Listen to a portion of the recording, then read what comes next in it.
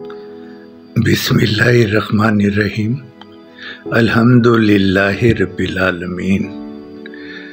Good morning, very good Sunday morning. हर वक्त दुआ मांगते रहें, अल्लाह पाक कबूल करेगा, ज़रूर कबूल करेगा, बस सब्र रखें।